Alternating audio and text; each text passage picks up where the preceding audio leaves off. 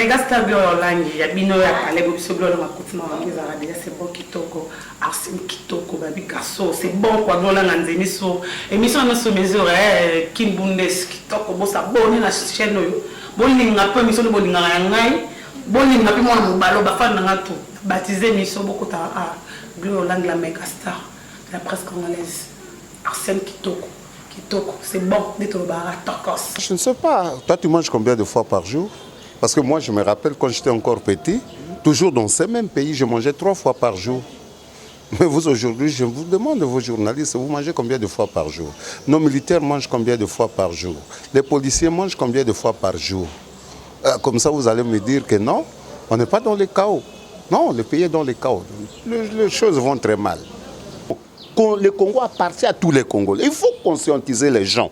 Et puis, les gens, mais il faut pas kanga. Tibakolemba. 10 millions d'habitants. Salut mesdames et messieurs, merci pour votre confiance renouvelée à cette émission sur mesure. Comprenez que nous émettons depuis la ville-province de Kinshasa, capitale de la République démocratique du Congo. Nous, c'est King Bundes TV. Vous êtes à Kinshasa, Brazzaville, partout dans le monde. Laissez-moi vous dire un grand merci. Merci à vous de rester toujours fidèles à la chaîne Abino King Bundes TV, na émission Kitoko sur mesure. Cette émission est présentée par Arsène Kitoko, autrement appelé HP Spa Popi, maréchal de la presse congolaise. Aujourd'hui, je reçois une personne. Concernant la réalité, papa José Lusako, Arsène Kitoko sali constant na République démocratique du Congo. Pour le Belabongo, chaos. Est-ce que nous vivons dans le chaos au Congo? Question mark. Tu vois, la réponse est tout et pas à Papa José. Mais avant de présenter Papa José, merci à mon boss, mon patron, Dombouila de Bundes, merci à vous. Merci à Caro Gero, Bébé Nunes, Mobutu, Francis Boavida Panzo, charge mondiale, je te salue. Landon Dungi, Fongola Bisso déjà, Nasolana invité Nanaï. Bonjour papa. Bonjour. Comment vous allez? Oh, je vais très bien. S'il faut vous présenter, qui est Papa José Lusako? Bon, je suis citoyen congolais. Je n'aime pas trop parler de moi. Au fur et à mesure, vous allez me découvrir qui suis-je. Au fur et à mesure. Au fur et à mesure. Voilà. Merci beaucoup, Papa José. Je voulais savoir, est-ce que nous vivons dans le chaos au Congo? Bon, je ne sais pas. C'est plus que le chaos. Ce que nous vivons, le contexte actuel, sur tous les plans, c'est vraiment le chaos. Le chaos total.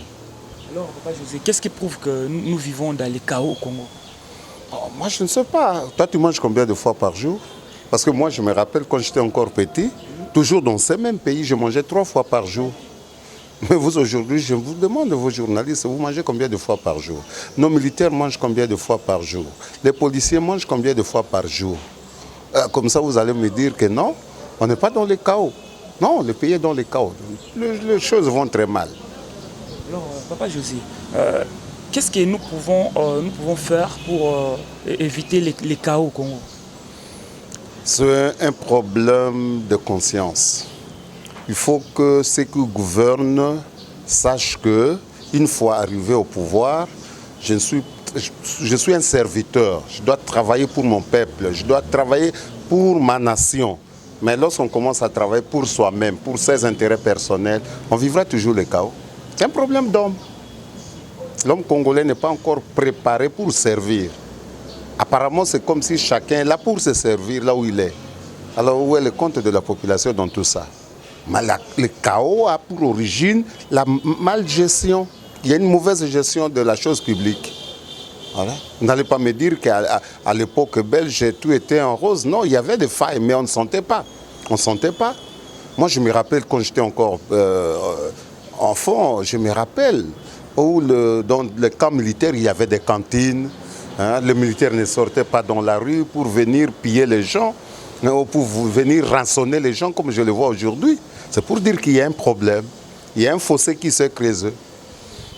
Papa José, est-ce que le Congo a une richesse? le Congo a des potentialités. Le Congo a des ressources naturelles. On ne peut pas parler de richesses.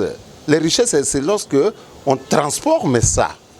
Mais lorsque vous avez seulement les matières qui sont encore dans notre sol ou notre sous-sol, ça c'est pas une richesse. Si c'est une richesse, toi tu en profites. Toi tu en profites de ça. Ah voilà. Voilà. Non, ce ne sont pas des richesses, ce sont des potentialités, ce sont des ressources naturelles. Et nous devons maintenant changer la politique. Par exemple, je parle dans le secteur minier par exemple. Il faudrait que les investisseurs, tous qui viennent chez nous pour investir, qu'ils aient aussi cette volonté. C'est parce que c'est une question de volonté politique.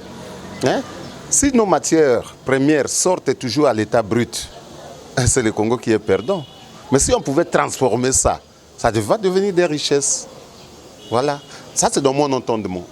Quand on dit que notre pays est riche, moi je dis non, non. Notre pays n'est pas riche. Donc, on peut dire que notre pays est pauvre. Notre pays, dire qu'il est pauvre, non. Mais notre pays n'a pas encore compris qu'est-ce qu'il peut faire avec ce que Dieu lui a donné comme ressources naturelles. Voilà. Mais dire que notre pays est pauvre, ça c'est trop fort. Il n'est pas pauvre, il n'est pas aussi riche. Papa José, en parlant des richesses d'abord, est-ce qu'au Congo, il y a des politiciens riches financièrement? Bon, je ne suis pas là pour faire le talage de noms de personnes. Bon. Et puis je ne connais pas un seul politicien au Congo qui est entré dans le monde politique avec des richesses. Non, non, on se connaît quand même. Les gens viennent pour s'enrichir. Mais apparemment, je ne sais pas, c'est lui qui sont quelqu'un qui a hérité quelque chose de sa famille. Il est entré en politique au Congo avec beaucoup d'argent. En tout cas, je dois un peu relire l'histoire. Mais jusque-là, je ne sais pas. Papa José, j'aimerais quelle différence faites-vous dans le président Nyostou, dans la République démocratique du Congo, dans le président actuel? Bon, chacun a sa façon de gérer. D'ailleurs, le président actuel, moi, je ne sais même pas comment je peux juger son travail parce qu'il n'a même pas une année. On ne peut pas évaluer le travail de quelqu'un après quelques 8 mois ou 10 mois de temps. Non, on va voir. On est encore au début de son mandat. Il y a une différence dans le président ou les gars. La différence, c'est quoi? Moi, je ne sais pas. Qu'est-ce que vous parlez, vous entendez par différence? Je voulais juste savoir, en parlant des différences, parce que tout le monde a qui président Mobutu à Salaki pe Oyaye et tout le monde président Désiré à Salaki pe Oyaye. Parce que la différence c'est que le président Onyo Sobaleki na président actuel. Cette différence c'est par rapport à Moussala ou Salaki pour nous servir Mboka. On a évité. Mutuna jugé Moussala et Mutuna Muto comment? Parce que Kassavoubou, vous savez dans quel contexte il a pris le pouvoir. Il a fait ce qu'il a fait. Il a fait ce qu'il a fait. Mobutu aussi, il a fait ce qu'il a fait. Il s'est battu coréen, mais pour l'unité nationale. Bitumba Mobutu, c'était ça. Il voulait que le Congo soit un et indivisible. Voilà, moi, au moins, ça, c'est le côté positif de Mobutu. Laurent Désiré, Kabila est venu. Oui, il avait aussi une bonne politique aussi. Parce qu'il voulait d'abord que les Congolais puissent se prendre en charge eux-mêmes. Donc c'est une conscientisation qu'il ne faut plus compter sur l'extérieur. Les problèmes des Congolais, du Congo doivent se résoudre par les Congolais eux-mêmes. Donc c'était un peu sa philosophie de travail. Et il n'a pas fait longtemps, il a été assassiné. Son fils est devenu aussi président à son tour. Il a fait ce qu'il a fait, les 5 chantiers. Je ne sais pas si vous avez une idée maintenant avec les 5 chantiers. Où sont-ils? Les chantiers. Donc il est venu avec les 5 chantiers. Mais allez chez moi par exemple à l'Équateur, il n'y a aucun chantier là-bas. Donc je me suis dit, bon, peut-être Kinshasa n'est pas le Congo, mais même à Kinshasa, même les infrastructures, aujourd'hui nous souffrons, il n'y a pas de route. Donc il a fait ce qu'il pouvait faire. Papa José, sincèrement, na président entrant, na président sortant, choix na yo ezanani. Bon, vraiment na pona motote hein. Non non. Na pona ki motote na présidence tant on na pona ki nanga motote.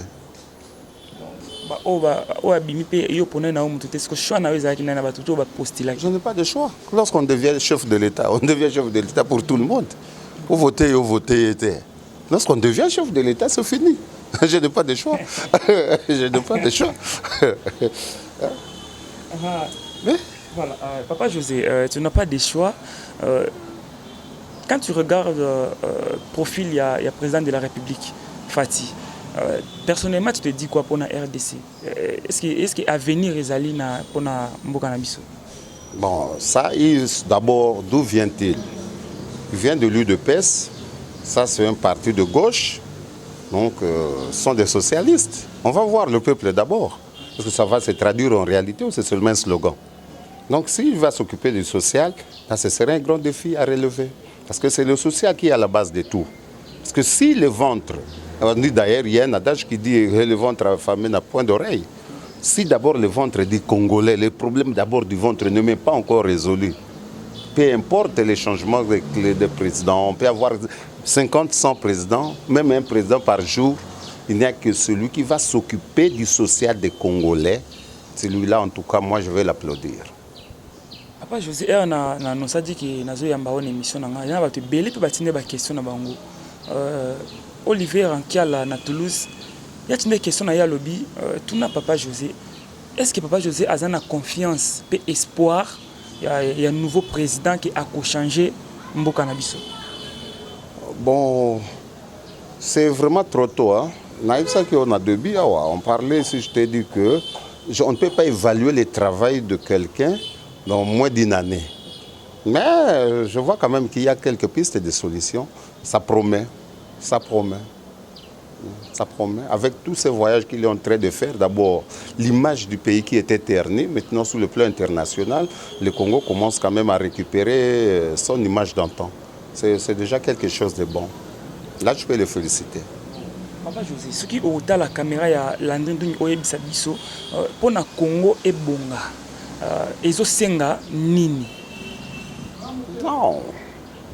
Il n'y a pas de développement sans conscientisation. Il faut que le peuple base à la paix conscientiser. Il faut baser sur civisme, amour et patrie. Ce sont des choses qui sont dans l'école primaire. Aujourd'hui, on a habité ceux qui ont un souci à Mboka. Nous avons un souci à poche. Nous avons un souci à la famille. Nous avons un souci à la PDG. Nous avons un souci à l'État. Donc, c'est dans le mental du Congolais qu'il y a quelque chose de normal. Qu'il y a quelque chose de normal. Donc, tout doit commencer par une prise de conscience. Il faut que le Congolais prenne conscience qu'en dehors du Congo, tu as un mboka mususute. Libanda ya Congo, tu es étranger. Alors, tant que tu as un mboka na yo moko, père de famille, na bandi ko fungola njungu ya mama, na bandi ko yiba misuni. Ça n'a pas de sens. Donc il faut tout comme on a battu au bazana moral parce que les universitaires tout le monde est belé, les professeurs bazay belé dans beaucoup nabiso, mais pourquoi les choses ne marchent pas? C'est un problème de conscience. C'est un problème mais il y a patriotisme. Il faut battu balinga mboka. Il faut battu bazana bolingo ya mboka. Mais aux hommes on est ici quoi? Dans une coalition on a quoi des façades. FCC na cache bazumboka en otage. On dirait qu'on a bango. Et le peuple a les gens ont na beni, le peuple a se prendre en charge pour aller KO il faut mettre un ton à KO. Le peuple s'est soulevé, mon discours tu dois quitter chez nous. 20 ans au Salia ou à Likambonine, bazo boma civil bozalia au moins que le peuple a eu conscience. Tant que on a que pouvoir agir, mais le peuple il faut que binonde bo pesa ka bango pouvoir. Donc le peuple na biso na comprendre que kaza souverain. C'est comme ça qu'on a quand même attendu à l'élection, on a eu les polos, on a eu les 2000 francs, et après, on a eu 5 ans après. Donc il faut Moussala Mounene, et Ali Lelo, il y a conscientiser, parce que même dans les partis politiques, je ne pense pas que Bazo conscientiser, éduquer les militants dans Bango. Donc il y a des droits dans Bango. Congolais ont des droits dans Bango. Azo Kansanet, Kokou Fanza les a bien. Même à des soins de santé, tu as que c'est bien. Non. Voilà. Et là, il faut d'abord avoir conscience que beaucoup de gens ont biso. Beaucoup de gens ont kitanase à mabele. Kitanase à mabele, c'est richesse, comme je dis au début de cette émission. Alors, pour que nous se faire comprendre mieux, nalingi koloba boye que mboka nyonso pour que ekende liboso, il faut peuple à la mouka. Mais les autres moni, ba politiciens bazo sala tout que peuple à la mouka te. Ce qui peuple a lingi ko la mouka ba bima nanzela boye, allez police bimi na mandoki. Policier oye ko bundana nani. Parce que yo zali wana pour battre la population na biloko nae. Pour bimi pour betaye bon ça c'est bon peut-être na moni moi changement avec Fati que ba manifestation économique au Salema tout ça mais l'époque Moussous ezali qui sont moindre manifestation massas. Mais quand même il y a un petit changement malem mais je pense que ça ira mais et loko ya liboso c'est la prise de conscience. Bazong sabakour loko la civisme. Na yoka ke loko moko soki nouvelle citoyenneté soki eli mo kaka boy. Donc tozan na ba slogan mingi. Mais toujours passé na ba acte. Mais j'ai toujours rêvé dans un capenza pessimiste il y aura toujours un changement et il faut banda na motoplace ya zali. Soki place nga na sala ka motayelinga corruption, nga na boy, moninga muso boy mokolo muso mona comme place on a balinga corruption tête. Donc chacun doit prendre conscience. Ce n'est pas le chef de l'État qui doit passer même devant notre parcelle pour qu'il ko balayer yango. Donc c'est un problème de conscientisation. Les lots salongo comme on a ba policier bazo les kabazo le kotaka 100 francs 100 francs c'est pas salongo. Salongo ezali kolongo la bosoto liboso ya lopango na yo. Nde oyibiso to ebaka salongo. Mais les lots salongo comment occasion ba policier bazo ba récolter ka ba 1000 francs. Mais il faut tout na bango ju boso sa émission na bango mbongo na mabati aka wap. Voilà les chaos à toutes les dimensions. Chaos, et pas soda chaos, et pas policier chaos, enseignant chaos, journaliste chaos. Na habité un secteur ni no chaos kotate. Tous on a nos kiama mocholoba pour netali bopeto. Je crois la monnaie gouverneur de la ville de Chantilly Ngobila à l'instant qui ni moro ya kini bopeto. Moi je me demande Kini Bopeto, est-ce que Mimi a apporté quelque chose dans la République démocratique du Congo? To ezaka slogan, mais et ça la mati. Non, et là que je salimate, soyons clairs. Ngana oka ki ba pesi même so ba bourgmestre, moi fond moko boyepo. Ezatu ba ka bola gâteau entre les amis. Wapi Bopeto. To lo banano Bopeto yango wapi. Mitu kaboni dans chaque commune. Non, tout na bato ba kombola kanzela. Ba msu ba sala 24 mois ba futa makate. Hein? Non, tout banda, tous allons quand même sourire dans ce que nous faisons. Beaucoup, d'ailleurs, Kinshasa Zali, le miroir du Congo, c'est la capitale. Mais nous avons un problème au niveau même, il y a des dirigeants, c'est la conscience. Tous nous avons conscience que beaucoup de gens, ceux qui n'ont pas si mbongo sala par exemple, le Bopeto, et qu'après 3 mois, tu es évalué, il n'y a pas de suite, mais c'est la prison. Mais non, ce sont des amis, ils se partagent le gâteau. Donc, c'est un peu ça. Hein? Ça, c'est ma lecture des choses. Papa Jésus, en parlant de gratuité et enseignement, il y a d'autres personnes qui pour Yango, il y a d'autres personnes qui sont contre gratuité et enseignement. Alors, question est gratuité et enseignement et Mimi Nini Namboka. Gratuité et enseignement, ils ont la constitution. Yamboka Nabiso. Hein?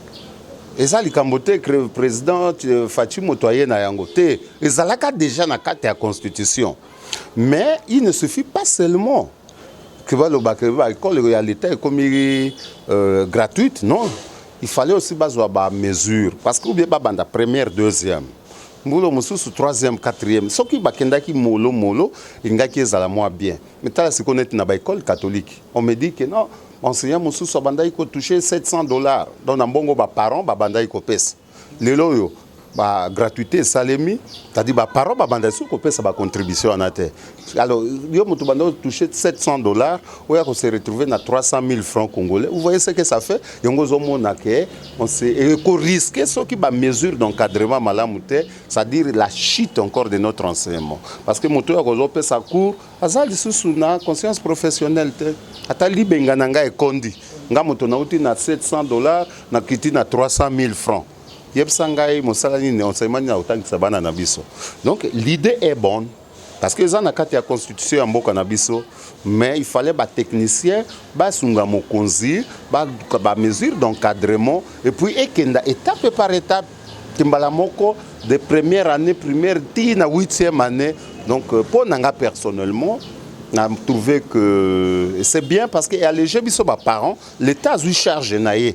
C'est l'État qui doit s'occuper na école naïe, c'est ça. Et là quoi liboso ezali enseignement. Pilier wana eza munene. Mboko yo bato batanga te bazo ba ebele. Lelo tozo lela bakuluna.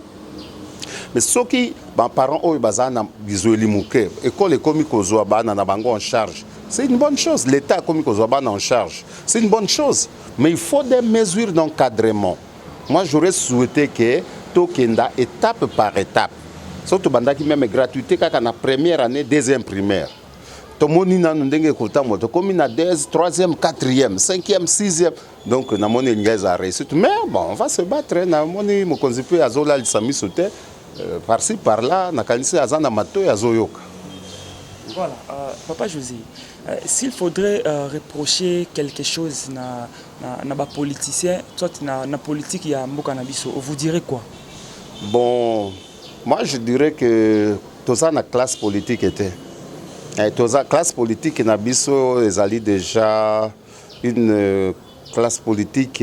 So moni déjà bato bakoti na guerre ya kaka misolo. Kaka ya ba poste so que catholique to sala le to kutana dialogue tout ça pour baka bolande ba poste. Non, et puis au moins pourquoi les hommes mutuyo sangia comme politicien na Congo? Journaliste tiki journalisme naie ou ya tangela ka classe sangia kota na politique parce que na Congo c'est là où on peut gagner l'argent facilement.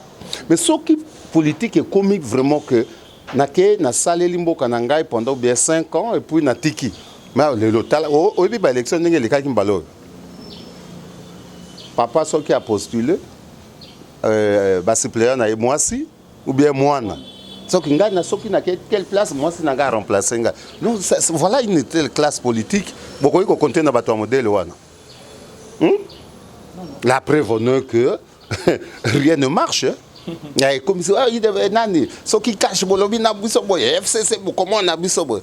Est-ce que c'est ça bato bazana pour ça vraiment que babong sambok? Non, et ça il y a intérêt personnel. Et comme il n'est gâteau entre les amis, on veut se partager les gâteaux. Congo est un gâteau te. Congo est un yamutute, c'est notre patrimoine commun. Congo est un tata moko yamutu. Asomba yangote atikela mutu. Non. Le Congo appartient à tous les Congolais. Il faut conscientiser les gens. Et puis les gens, mais il faut bakanga. Tibako lemba. So bakanga 10 millions d'habitants les loba uti abiso. Voilà un problème de conscience. Un problème, il y a patriotisme. Classe politique nabiso est tombée vraiment en bas de l'échelle. Toza na ba politicien te. Non, toza na politicien na Congo te. Motoko sayote. Toza na ba politicien te. Débat nini ozoyoka bazo me mamboka. Débat nini. À part Kowela na FCC na kashi mikolo, est-ce que ozoka débat moko oyo que intérêt à peuple les anakati. Voilà. Vous comprenez quelque chose? Tant on a baillé que chaos ezali partout. Mais base, ce sont les politiciens congolais. Papa José, to ki dem malem bina ko cité pour basanga de asini kuna. Na yebaka, est-ce que musicien a koki ko sala politique? Musicien, bon, Congolais, ça ça la politique. Pour politique, ils ont un colon en côté. Mais il y a aussi une autre manière de faire la politique.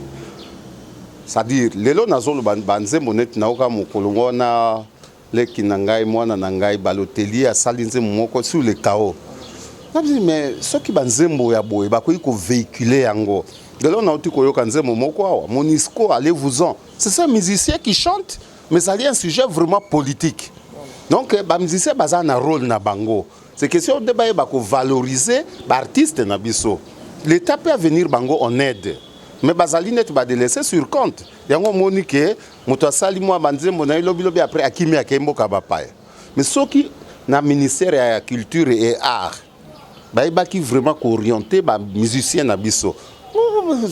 Contribuer ma casse pour l'épanouissement ya mboka koleka même oh ba politicien bazo sala lelo. Mais moi je suis en train d'encourager ba politicien ba musiciens congolais ba bandapé ko meka ko conscientiser population même à travers banzembo tikala kaya bosoto hein okoyoka te ki nzembo penza oyoki quintessence ya nzembo ki non musicien azali un éducateur ya masse kaka buzoba banzembo koyoka devant moi sina ona banate. Ça, c'est pas normal.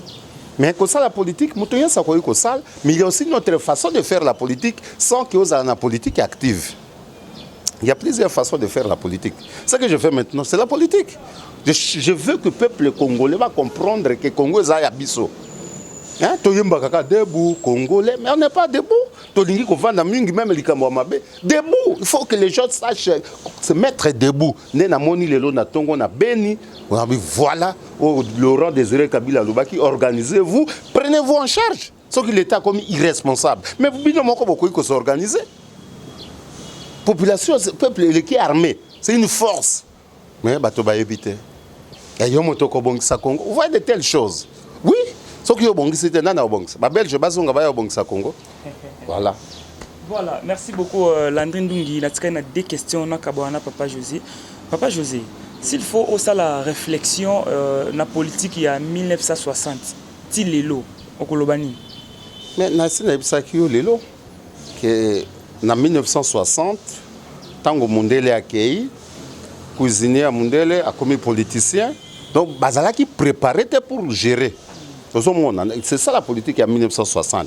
Mais au moins les Boumunabiso et Zalaki, tout ça qui lia bien, tout ça tanga nabiso sans problème. Les toshite et yokobanda na tango Mobutu pe agera qui ne bandeli malam. Mais à partir de la zaïrianisation, tant que l'économie faisait dans Maboko à Banambok, ces gens n'étaient pas préparés. Ils ont remplacé le magasin à Mundele, mais ils ont habité même dans Bandaka. Place portugais, Moko à Bandaki, côté Ninaye, comme côté Kwanga. C'est-à-dire les gens ne sont pas préparés. Alors, Mobutu a qui n'a bien que l'économie est dans Maboko à Banambok, mais Banambok en Bazalaki, Bazalaki conscient. Voilà place Toshitaki. L'économie est à Maboko banane. Libanais a foutu un pote. Ce qui est au contrôle, mais il y a un général. Les généraux au service des Libanais. Les généraux au service des Indiens. Hein? Au service des Chinois. Économie à côté de Mandengeni. Il faut conscience et ongles. Il faut pas foutre à malam. Au comment on a capitaine Mokazo le côté de la Libanais. Commerçant libanais, le côté de la Esaki. Un capitaine, c'est un officier. Quelle humiliation. On est descendu trop bas. C'est ça le chaos. C'est ça le chaos. Mais c'est impossible que tout langue comme un ok. Il faut que Batouba soit vraiment engagé. Il faut qu'on dénonce. Mais les journalistes, comme il a commis un article, moi, coupant. Tout ça pourquoi? On a clochardisé le peuple congolais. On a clochardisé le peuple congolais. Alors, il faut que bandana nous valoriser l'étude de Yabat. Qu'on foute à Batou Malam et puis beaucoup pour ma fonction publique. Mais c'est pas normal. Beaucoup de la fonction publique. Mais les lois au côté de la fonction publique, on dirait malchance. Aussi, si classe, on a fonction publique. Comment est malchance? Mais qu'il y a en Belgique, qui sont en gouvernement. Mais tellement que l'administration est vanda. On sentir que le gouvernement est athée. Donc, tous les gens mboka na biso na topesa mboka na biso même tango ba élection po biso ndo bato topona ka ba dirigeant topona bato en fonction ba mbongo te topona bato oyo penza ki oui muto yo soki a commune sika a ko défendre yo so mona bato na quand même idéologie à parti politique non muto lobi azalaki na IDPS lobi a commune na PPRD ba vagabond ba oluka mbongo il défend quelle idéologie là voilà. Le problème, c'est que tout le monde cherche à se servir au lieu de servir sa nation. Les Américains ont eu le pétrole dans le pays, même l'Amérique. Au lieu de l'Amérique, tu as préféré qu'il y ait en Iran. Tu as même besoin d'Amérique. Mais biso, yo ko yiba na Congo pour que na kotonga na poto. Obomimbo kana yo. Mais baninga bazo kenda ko bitumbo ezolo kana est wana. Ba multinational banane. Bazo payer mbokat. Mais est-ce que les Congolais sont conscients? Ah on a Kinshasa bato bakufi na beni oso moni marché on dirait beni za Congo te donc bato bazu na bolingo ya mboka te non le kola mboka na Kinshasa azo melanaye azo bina chaque jour ba pasteur pe ba yena ba maté ya lokuta nzambe ye moko akosala to bango pe ba contribuer mingi pour la destruction ya mboka ba pasteur ba église wana. Je m'excuse, hein, je respecte beaucoup les hommes de Dieu, mais façon bazo même ba congolais bato bazo conscience c'était. Voilà. Merci Papa José pour boucler la boucle. Budget ya mboka na biso. Est-ce que budget eza ya komata to eza ya kokita? Bon, non, il bandit komata, mais c'est toujours insignifiant. Mais au moins, il faut que d'abord na volonté. Le budget est 4 milliards et il y a sous-continent le Congo. Bon, si on a un budget, 500 députés. Mais le ministre, c'est 50. Na ba vice-ministre, ba chauffeur, ba cabinet. Au moins, on a déjà que le budget, il y a une grande partie, il y a un politicien. À quoi bon tous en a 500 députés? Hein? À quoi bon tous en a 500 députés? Tous en a Sénat, mon salaire, Sénat, donc vous voyez que Zaka Biloko Moko ya, bon, net Mboka net Bisso, avec un budget de 4 milliards, 5 milliards de dollars, vous avez 26 provinces. Pour quel intérêt? Et ça, il y a une façon que Batoba mi fout à prime d'encouragement to kata Mboka yango. Avec 11 provinces, il faut 26. Mais comment on a gouverné Moussou avant d'annoncer un zété? Ça même na bureau. Donc, tokenda malembe. Tout linga Congo. Tout ça n'a pas Moussou soutien en dehors du Congo. Mais pourquoi vous avez des locataires qui sont koleka? Il faut nabiso peuple tozali n'a pas de responsabilité parce que nous acceptons d'être dirigés par des égoïstes. Et puis les égoïstes bango peut bazana charge monene pour ba pesi yo voix pour onyo kola bato wanate. Donc de part et d'autre, les ba dirigeants, les abao baza diriger na moni conscience ezate. Toza kolala. Et là je suis vraiment d'accord avec Cardinal Mosengo Alobaki que Kinshasa Telema c'était un message très fort. Mais est-ce que va comprendre qui yango? Va comprendre qui yango te? Ce qui l'église catholique était le maraté, mais le makamusu soit bon, c'est le passé. Voilà. Papa José, question souka satisfait d'être congolais? Vraiment, na habité songa na ko changer mboka, atana ke poto, je reste congolais. Donc na sepela kandenge naza congolais. Pour ceux qui n'ont pas congolais, c'est bon. Bamboka makamusu sezo le kana bamboka mususu wananga na ko supporter. Dans un pays où moi mibali na mibali bazobala na puis on officialise ça. Mais wa biloko wana ezalaka te. Donc na linga mboka nanga makasi. Eloko tozo lioka passe na motema kaka po que tozo kambema na batu oyo bazali sous na conscience te. Excusez-moi de vous le dire. Et puis biso peuple peut tozali vraiment abruti. Donc motazo sepela anyo kwa malobi nzambe ye moko akosala. Pourquoi nzamba sala ka hier te kaka na Congo? Nzamba se asala. Totika kokosela nzambe makambo. Nzamba se asala na ye. Biso ba Congolais tozali ba naïf. Tozali ba lâche. To lamuka, to solola mboka eza ya biso nyonso. Bafungola liberté batu mutu nyonso ko koleka na télévision apesi point de vue na ye likanisi na ye po totonga memboka balingaka te ke oya na likanisi mosu contraire na oyo mokonzaza nango non mokonzaza nzambe te mokonzaza nzambe te. Et puis na suka nazolo bakaka ke FCC na cash basunga biso modèle otozo kenda oyo yango te bosali coalition pour gouverner ensemble bozo wela nini? Pona ukana nteke to weli bato akingasani bazolala nzala. O to weli bato na banda kureza te. Na ukana ndo débat wana te. Débat ezala kapona population te. Débat kaka bango balia kabiso to lia te. Bozo lia bongo biso siko.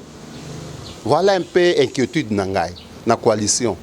Nazo banga coalition est-ce que to kokisa 5 ans modèle yo nazo ba militaire boy batumbi ba photo ya oyo. Ba militaire boy batumbi donc c'est un peu quelque chose.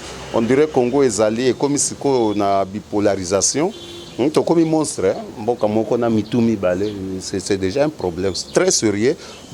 Mais quand on a des militants na bango, on a besoin de débat. On a besoin de Mboka Voilà. Merci beaucoup Papa José, nous sommes arrivés à la fin. Alors ceux qui nous ont contacté Papa José, MSP pour un conseil et puis MSP à mon Papa José a sollicité pour na kaba idée bien aux anango face à la nini. Bon, koki komona ngai numéro ezali toko pesa numéro na 09 98 51 20 19. Nazali agent de l'État, c'est fonctionnaire. Toujours les lamets, toko kotika mboka te, omoni na ye musala. Na ye musala. Puis nazala ki candidat député national na Moamba. na échéance oti koleka oyo bien que tozwaki te mais tozoservir kaka mboka côté ya administration. On est là.